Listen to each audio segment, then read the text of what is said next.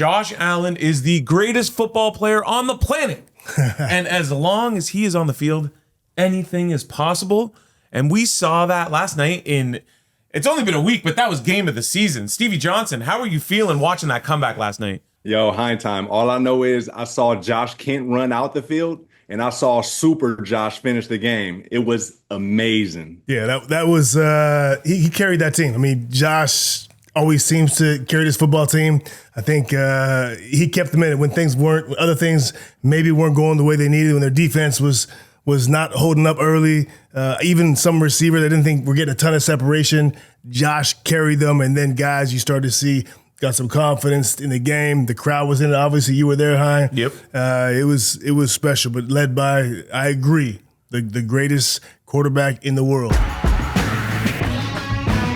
This is Broken Table. Hein, Stevie, Chezzy, making your season debut. Hey. We missed you for a couple weeks, although you made that little video to chirp us, so that was nice. But it's good to be back. Welcome back, man. It's good to be Definitely back. good to see you, Chezzy. Yeah, no doubt, Stevie. And honestly, man, like there's so much to go into with this game, but I think we have to start with Josh and that improbable comeback. Like, you look at some of the numbers, like teams trailing by 15 in the final 4 minutes of the fourth quarter. We're 3 and 2,312 going into last night. So now there's 4 teams who have won that. Only a guy like Josh can do that. What did you say the number was? I saw last night on Sports Center with 4 minutes and 58 seconds left to go. The win probability was less than 1%. Yeah, it was 90. No, I gave a different one, but there's so many like that. It was 99.1% was the Ravens win probability. There you go. Yeah. So like, I don't know. And you know what? Lamar played just as well too. Yeah. It honestly was one of those games where it just felt awesome to know, like, we are in the presence of 2 of the best quarterbacks we've ever seen. And both of these guys, like, just looked fantastic. Absolutely. Hey, the funny thing though, guys, is like, did you not feel like Josh was starting the game off like, okay, I got a great team. I'm going to let them do their thing. I'm going to just listen to the play calls that I have, and I'm just going to execute those plays. And then when it wasn't working, he was like, okay, forget that. I got to be Josh. Yeah. I got to start the spark, and I got to get this team going. And he did it. Imagine if that was first quarter, second quarter, and third, because the fourth quarter, he had 250 yards alone. Oh, my goodness. Chezzy, what's that say about the Ravens defense, as a defensive back? Yeah, and I think even to your point, the Ravens defense is the best. I think their secondary is, with the Eagles, the best secondary in the NFL. So that even speaks more volumes as to what the Bills were able to do. Look, I said going into this game that I picked the Ravens to win this game. And it wasn't a knock on the Bills. Here's the thing. The Bills are going to be better in 2 months than they are today. Mm-hmm. They get Maxwell Harrison back. Cole Bishop, I think, should grow with every week. Like, they're young, they will get better. And they just, in my opinion, they just went up against the best team in the AFC and beat them undermanned. Yeah. So that's a good sign. I even said the Bills lost this game, that it would be okay not to look too much into it because of the circumstance. But now they win this game, and this game, we know it, in a couple months from now, come January and playoff time, this could be important for home field. Very well could be the difference for home field. And honestly, I was almost aligned with you. I also thought the Ravens are going to win, kind of just like the revenge factor. They've been thinking about that loss all offseason. But the main point, your secondary was banged up. You got no Trey White, you got no Hairston, and we saw holes in that secondary. But going back to what both of you guys just said, Baltimore's defense last year to end the season, I think, was the best in football. You want to say Philly was better? Sure, maybe. Sure. Best in the AFC. Best in the AFC. And Josh carved them up and put up 40 on them. But to Stevie's point, I felt in the first half he was kind of let down a little bit by his play calling. And I thought they got a little conservative a few times with play calling. And when they were forced to open it up, we saw what Josh is capable and everything he could do when they had to open it up in the fourth quarter because they needed to score quickly. Yeah, brother. That play calling was very conservative. And that's exactly the thing that I was thinking about last season, where I felt Josh would be able to take that next turn to get his team even further. When you have plays back to back where it's not really doing anything, it's kind of like duds, you got to have that guy who's like a Peyton Manning who steps to the line and he understands the defense. We've been doing this all week. I see this hole. Let me check out to something else, or let me call that third play, and that's what I want to see more of Josh taking advantage of, leading his team the way he needs to on the field, because he's the only one that can see those things. So that's the next step that I think, not necessarily disrespecting Coach Brady's play calls, but if it's not working, Josh, you do you, brother. You do you, like Fitz used to tell me. That's what I got. As you look at this Bills team, to follow your question, Stevie, or your comment, is you look at this and Josh has the ability to obviously check at the line, to look at the matchups he likes. I didn't see a ton of separation with those receivers, especially early on, and that's a concern for me. But as I look at that, who would you go to if you're Josh and you're talking about the checks and the matchups you go to? Where are you going? Like if you got Marlon Humphreys in the slot against Shakir, I don't love that matchup because we know the deal with Marlon Humphrey. And then outside you got Keon, you got Josh against Wiggs, against Alexander. Where are you going and what matchups are you looking for? For me, I would look at who's playing off first. So if I got anybody playing further than 6 yards, that's going to be the area where I'm going to initially look. And then once the plays start, then if that guy come up close, if it's Shakir, I might stay on him a little bit longer because that's our guy. If it's Keon, I may stay on him a little longer because that's our guy. If it's Palmer or Dalton Kincaid or Knox, I won't stay on him as long. I would divert my presence elsewhere and then come back to that guy, just like Josh did later on in the game with Josh Palmer. Josh Palmer ran that corner route through the cornerback. And then Josh threw him open, to be honest, but he was strong enough to get to that spot. So when it comes to like who do I throw to, you got to have your main guy, which is Khalil, just so that things are simple. And then the next thing is who's playing off. Let me just take advantage of that and then just get it out to him. And then everything from there in the game will play itself out because the defense will end up adjusting or playing up close or playing further back. And you can either hand it off or let Josh be a runner or a passer. That's my take, Chezzy. With what we saw from Coleman last night, do you guys think, was this a breakout game or he was just happened to be the guy who was getting a lot of the production, especially in that fourth quarter? He almost had 100 yards just in the fourth. Is he going to be a breakout guy or is it going to be more of everybody eats, do you guys think? Yeah, so my thing, I feel like Keon Coleman, he definitely it was a breakout game in the sense of the Bills letting the world know this is our guy. He had 11 targets, and the closest one was 9. So still everybody eats mentality. However, you giving your second year guy all of these targets is showing that we want this guy to go to that next level. And I feel like Keon had 100+ yards and it was still like a B+ day. Mm-hmm. He still got ways to go to be that dominant receiver. But I think last night showed everybody that he can and he will be that guy, especially with a guy like Josh Allen throwing the ball. Yeah, I'm curious. Me and Hein were talking before we started the show, Stevie, about Keon. And I think that Keon Coleman would be a better slot receiver, and his game suits a slot receiver more than an outside guy. But they have Shakir, they have Khalil. So, what do you think about his skill set? Is he an X, a Z, or do you like him in the slot better as well? Man, yeah. So Keon, I feel like he's all of them. But to your point, he'll be most dominant in the slot because it's a mismatch. I mean, he's got the instincts. I mean, he's got the mindset of an obviously receiver. When you move a guy like that into the slot, he's not going up against most of the number ones. Nowadays, you will match him up, but I still feel like that slot area is beneficial for the receiver as opposed to the DB. And when you got a guy with that stature and speed and again, when you got a guy like Josh that can put the ball wherever they need to, you don't necessarily need to be the best route runner. And it showed, Chezzy, on the two-point conversion. Two-point conversion, I felt like it was a weak route that he ran, and yet the ball was still catchable in a sense, So imagine if he did put a little and faked him to the slant. That probably would have been an easy two-point conversion, and we would have seen another confidence in Keon Coleman. But I think that'll develop as the weeks go by. Can I ask you something? Right? Yeah, go for it. Who's the Bills' number one receiver? Forget about salary. Forget about production. Forget about what they've done previously. Is it third down and you need a first down? Yeah, I think it's still Shakir. And they're all matched up against the same guy. It's third down. You need a first down. You're getting man coverage. It's Shakir. You know, Shakir and Josh have that chemistry.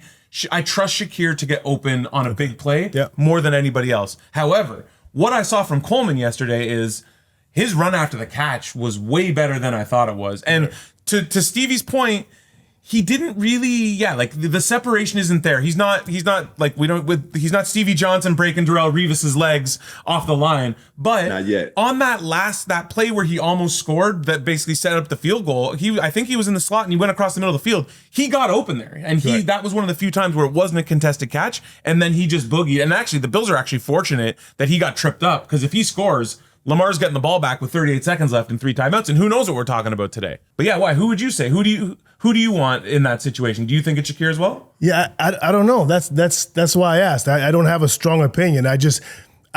Again, you paid Khalil Shakir because of his production. Mm-hmm. That being said, he is still 5'10". He is still a 4. Not like you broke the bank for him though. Like he's making around like 15 million. He's your highest paid receiver. Yes. So yeah. He's a 6th round pick, whatever he is. He's still 5'10". He still runs a 4.5. Mm-hmm. And this is not a knock. This is just the reality of his skill set. I don't like the matchup with the best corners in the league. And Stevie, a lot of the time, if a corner's good enough to come inside, he can play, and he's quick enough and shifty enough to play in the slot, you'll take your number 1 corner and put him in the slot. Mm-hmm. I don't think that consistently against guys like Marlon Humphrey, Khalil Shakir is gonna eat. I would trust Keon Coleman to get open in a one-on-one situation against top corners in the slot more than I trust Shakir. I agree with you that the relationship they have makes him the guy. But again, I would say this. I'll end it on this. Your ceiling is only so high when that's your number 1 receiver, and I love Khalil Shakir. But now, doesn't then this go back to, we talked about this last year a ton, isn't that the whole point of everybody eats? Is that if you're going to try, there's not really one guy you can take away. So it's like, it's almost like a lockdown corner is almost wasted against the Bills, because you're not going to say, okay, I've got this half of the field covered. Because depending on the day, depending on the defense you're up against, any of those guys can go and beat you. And especially Kincaid. I was very impressed with what we saw from Kincaid yesterday. His physicality was at a level that we had not seen from him in his entire career. Yeah, absolutely, man. And I feel like I understand what Chesy's saying.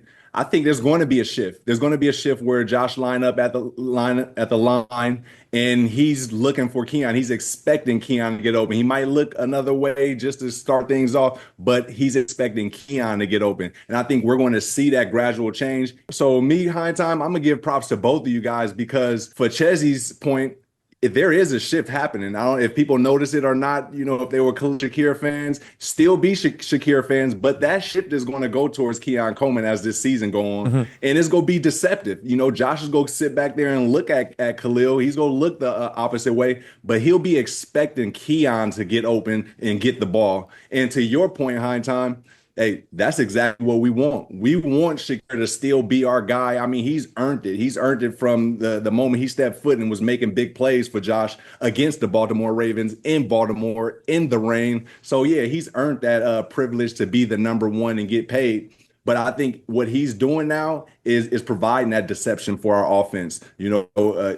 Again, absorbing that number 1 DB or number 1 slot guy so that we can put Josh Palmer or Keon Coleman in the slot. Because that corner route from Josh Palmer, that was from the slot. Just to be clear, I don't think it's a negative if Khalil Shakir is supplanted as the number 1. I promise you that Brandon Beane and Sean McDermott expect. Oh yeah, they want that.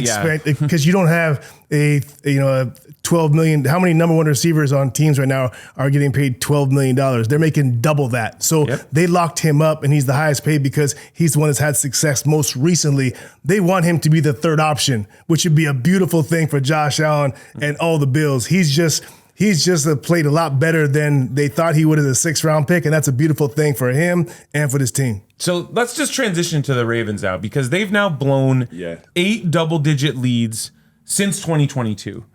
And to me, as a Bills fan, sitting in the stands yesterday, when that 4th and 3 came up, I was absolutely terrified for them to go for it. You have Lamar Jackson, you have Derrick Henry. How the hell are you not going for that? You guys are both players. If you're on that sideline and John Harbaugh brings the punting unit out, how is that making you feel? Man, let's start with Stevie on this. Let's get the offensive perspective, and then we'll get the defensive perspective.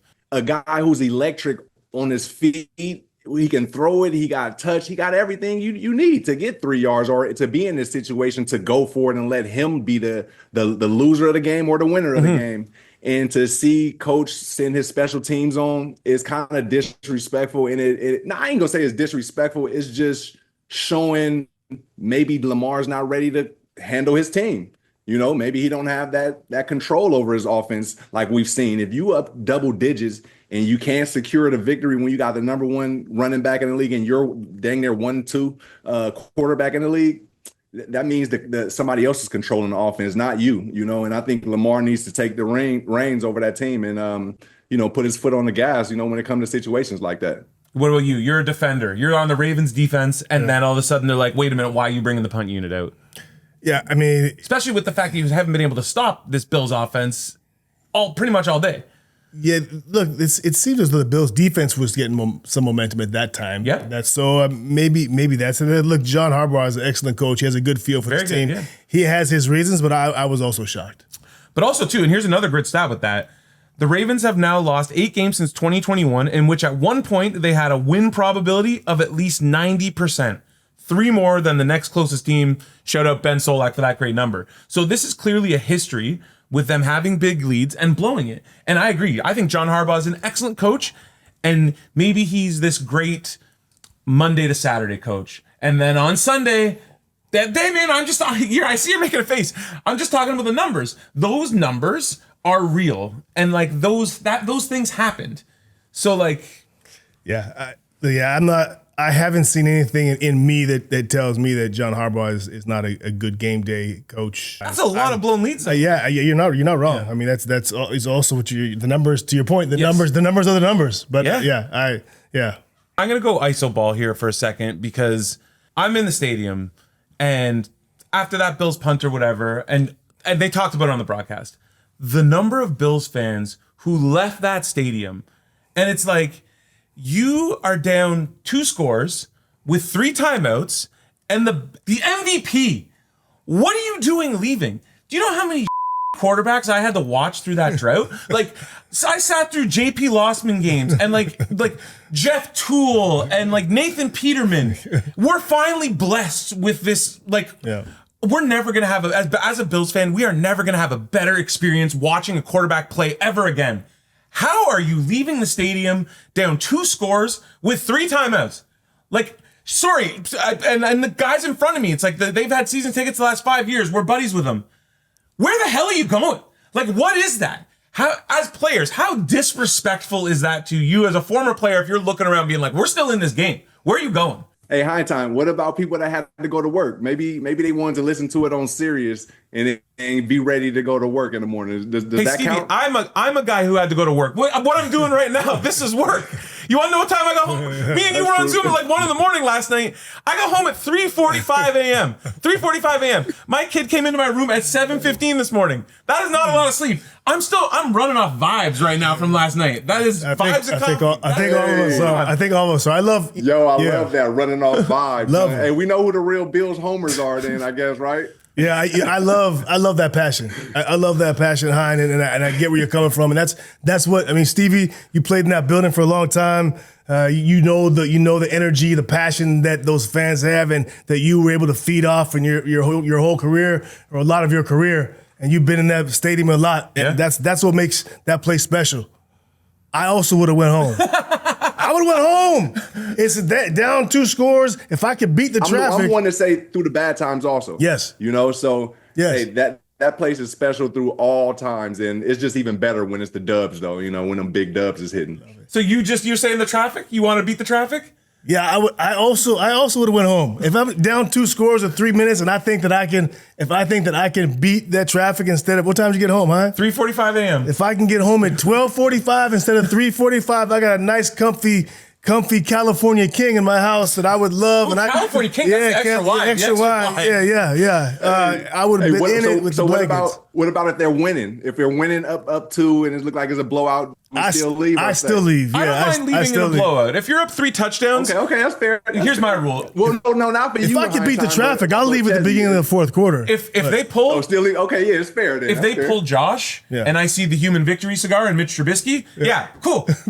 Job's done. If I see Mitch Trubisky, I'm going home. Can you repeat that? The human victory cigar, Mitch Trubisky. That's what he is. If you see him in the game, that is your Red Arbok victory cigar. Wow. Hey man, respect Mitch Trubisky, second overall pick. The guy's made his money, and now he's great in the QB room. But when I see him in the game's done. Human victory cigar. You like that? I love it. I'm stealing that one. Hold on. I love that. He's writing it down. But yeah, honestly, man, if you're all those people, are you lying to your friends today? I'm talking specifically to the 4 guys who we were boys with in front of us in our seats. You left when you are seeing your friends. Is it like, oh yeah, I stayed till the end, and I got the picture to prove it. We took a picture in the stadium, the 4 of us being like, we're here. You can see. I'll bring the picture up right now. You see the joy on our face. This is the joy of 4 guys who stayed to watch. You know who would leave? The same people who would cheat in their score in golf. You only cheat in yourself. You're cheating yourself. Exactly. Because completely agree. Golf, you're competing against yourself. It's not about the people around you. Talking to you, Luke Wilson. I'm pretty sure you cheat in golf. Wow. That's what I hear. Okay, let's talk the rest of the league real quick, and then we'll talk some Monday night. But I got a question for you guys. And Chezzy, you take this one first. Who are you most disappointed in? The Lions, the Chiefs, or the Bengals? The Lions. Definitely. Yeah, the Lions. But my expectations for the Lions were probably higher than those others. Actually, they were higher than the others. And for me, it was, I thought that their secondary was going to be much improved, and that was the part that was the weakest for them. I mean, they were giving up. They played zone. It was interesting because, as soon as Aaron Glenn went to New York, Aaron Glenn was like a staunch defender. Mm-hmm. I'm playing man coverage, and that's what I do. As soon as he left, I thought, okay, Kelvin Shepard is probably going to want to put his own stamp on his defense. He's going to play some zone, mix things up. That's just what a guy does to let everyone know it's his defense. He started off playing a bunch of different zones, some blitz zones, some zone blitzes, some cover 3, cover 4s, and they were getting killed. They were spot dropping, leaving people open. Then he said, forget it, we're going to play man. And then they started getting beaten man. It was just, I don't think that's an indictment of this team for the season, but it was a tough start. So I'll say this. They're plus 410 right now to win that division. I saw that, and I'm jumping on that. I'm hopping on FanDuel, and I'm betting that plus 410. But one thing, and I loved Gibbs going into this year, and I liked him yesterday too. The Packers defenders hit Lions ball carriers behind the line of scrimmage 72% of the time. Wow. This is one of the, last year this was one of the best offensive lines in football. And then I know they've had to do a little bit of reshuffling, but that was how much now do you think of that as Parsons? Because Parsons, I saw the numbers on ESPN this morning. When he was out there, the time to throw dropped from 4 seconds to 2.4 or something. He was just disrupting everything. Wow. And he only played probably less than half the snaps. That's pretty impressive. That's pretty impressive. From 4 to 2.5 seconds, that's not even giving you time to be comfortable in your second read if you're not an advanced quarterback. So that's pretty impressive right there. To answer your question about who I'm most disappointed in, out of those teams, as much as I want to say the Cincinnati Bengals, they did pull off the victory. Mm-hmm. But I'm gonna ride with Chezzy. I'm gonna say the Detroit Lions for 2 reasons. One, because I got them on my fantasy defense, and they didn't give me no points. And 2, last year, like Chezzy was saying, they was one of the most elite defenses before they got banged up and had all the injuries. So to see them come in this year and do what they did out there against the Green Bay Packers, it was very disappointing. And hopefully they can get back on track because I need some more points from them out of my fantasy league. I honestly thought that I know the loss of the coordinators was big, but I thought people were kind of overblowing that a little too much. Yeah. And we talked about this. What were they missing? 7 starters by the end of the year? 7 defensive starters? 8 defensive starters? Yeah. I thought bringing with Aiden Hutchinson back and a lot of those injured guys coming back, that would make a difference.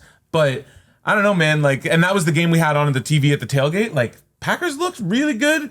And Detroit did not look good. Yeah, it's still first game of the season, and it was on the road, so you know how that go. New defensive coordinator. Shout out to my guy Kelvin Shepard. Former Bill, right? That's my family.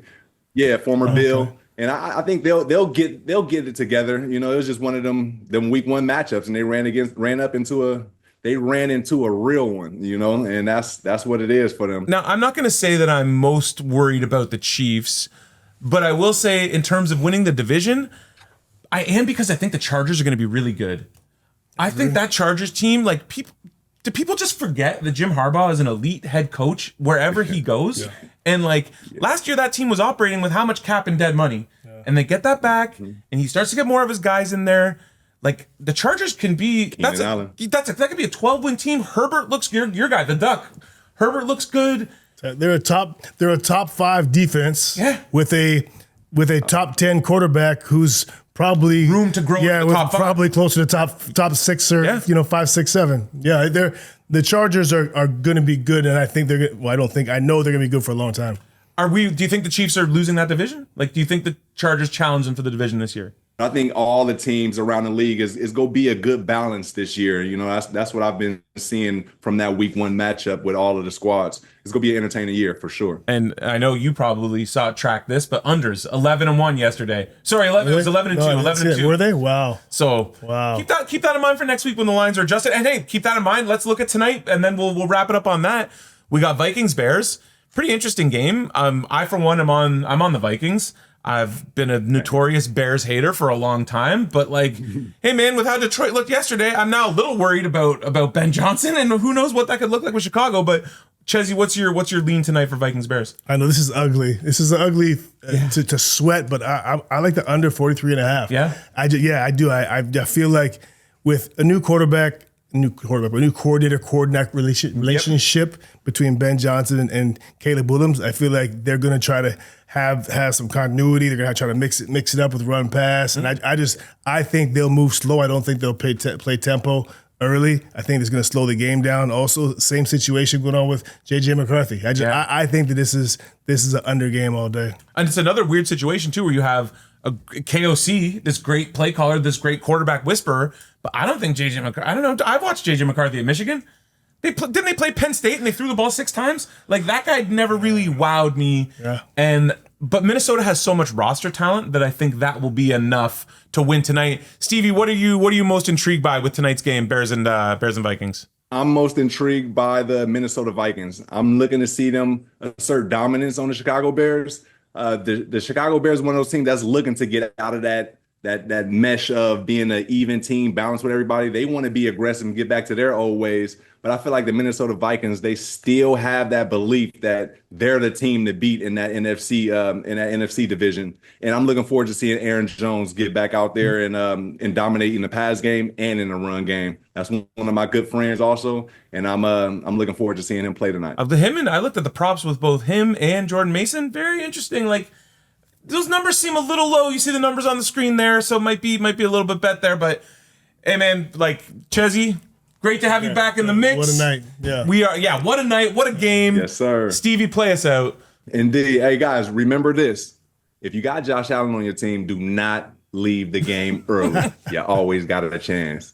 This has been another Broken Table production. We'll see y'all next week. One love and go Bills.